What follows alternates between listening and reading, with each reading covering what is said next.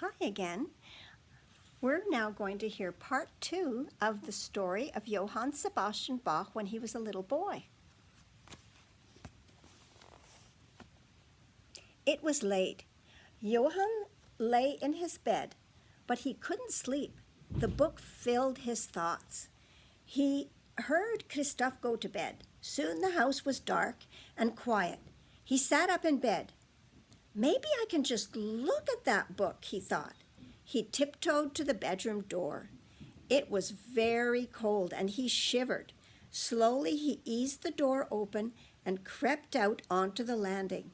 He could hear his brother's heavy breathing. Christoph was fast asleep. He crossed the landing to the top of the stairs. Now to get down them quietly.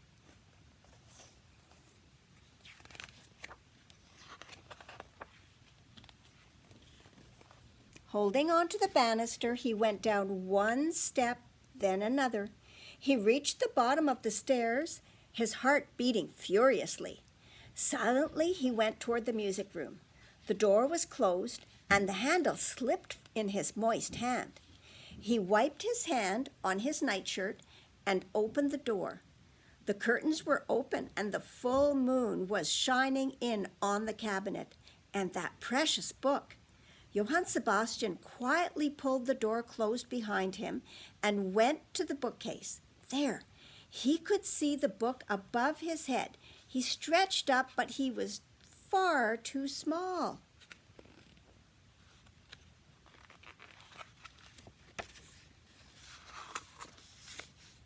He looked around the room. A chair, that's what he needed.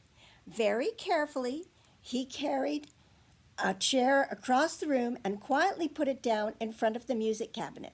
Then, without making a sound, he climbed onto the chair and lifted his arm to reach the top shelf. Even on tiptoes, it was no good. He was still too small. Now what? He needed something to put on the chair. On the table lay Christoph's big history book. Just what I need, thought Johann, and scrambled down to get it. He lifted the book onto the chair. Once again, he climbed onto the edge, then onto the book. He could just reach Christoph's precious music book. Squeezing his hands in between the bars, he managed to slip it out. There, at last he had it in his hands. Johann Sebastian climbed down and put the history book and the chair back where they belonged. With the music book clutched tightly in his hands, he made his way upstairs to the safety of his room. In the bright moonlight, he could read the music easily. It was beautiful. He had to have it. There was only one thing to do. He got out his pen, ink, and manuscript paper, and by the light of the moon, he set to work copying down every single note.